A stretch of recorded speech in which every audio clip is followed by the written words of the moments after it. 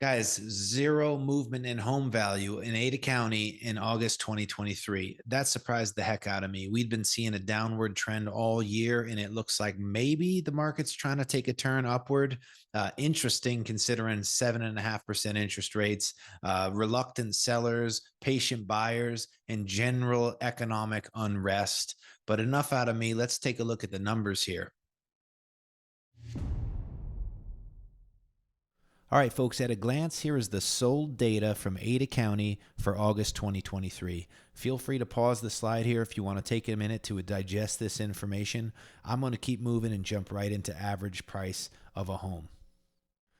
All right, so average home price, unbelievable, but the big news is zero movement in price in the existing home space. Now, I realize that doesn't sound exciting at all, except we were losing about 0.75% of value monthly going into July. I'll put the July's market update in the corner here, so you guys, if you want to check it out, you can. But in July, we saw a negative 0.1% movement in home value.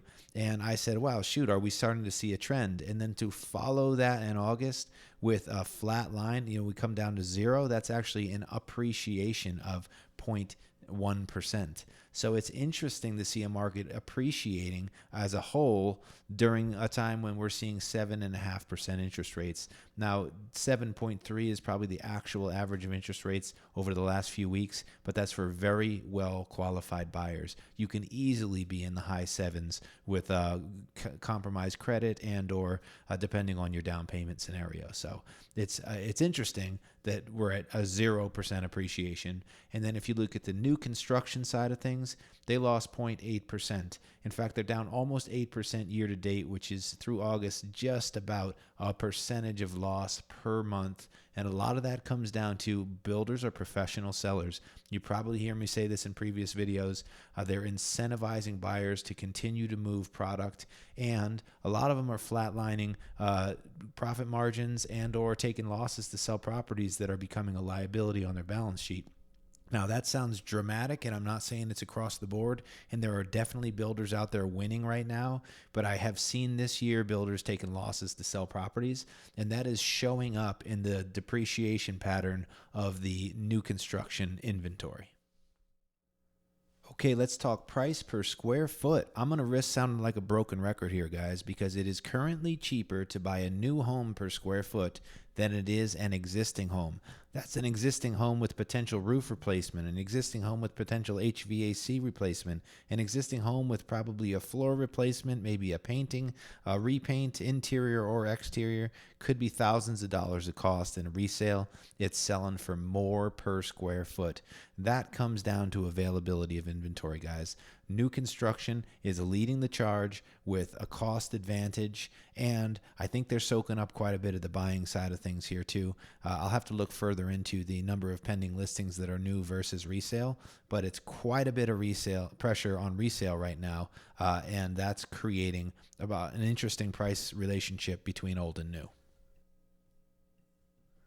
All right, inventory. We measure this in months of inventory. That is, it would take this many months to sell through all of the available inventory we have in either existing or new home space.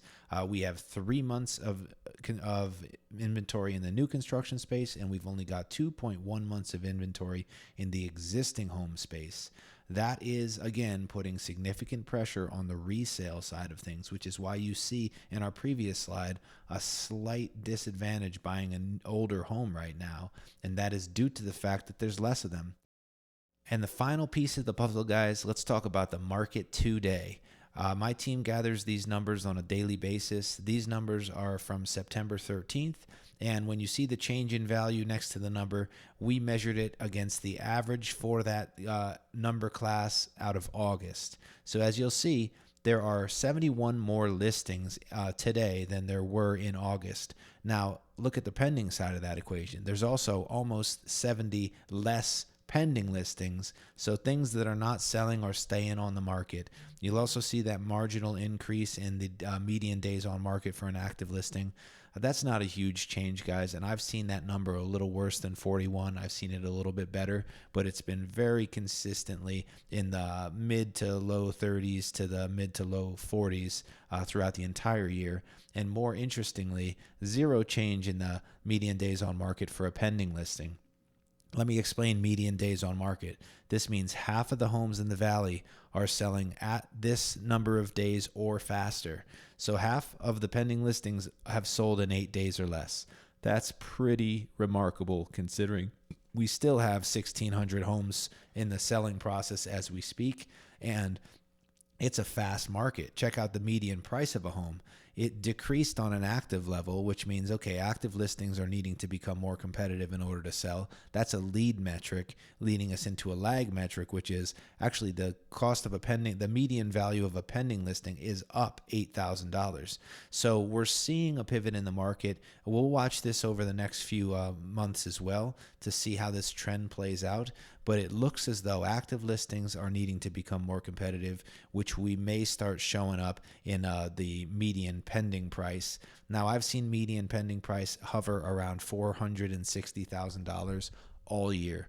Almost no change at all. Sometimes it gets up into the mid 470s. Sometimes it gets down closer to very high 450s, but it almost is a flat line in pending value, which is interesting. It may be the valley saying this is how much we can afford on a median level, and it does not move, and they move quickly as of days on market scenarios.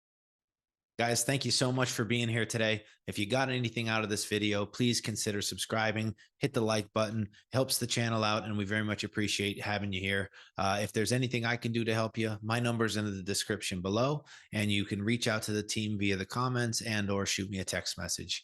Have a wonderful day, guys, and thanks for being here.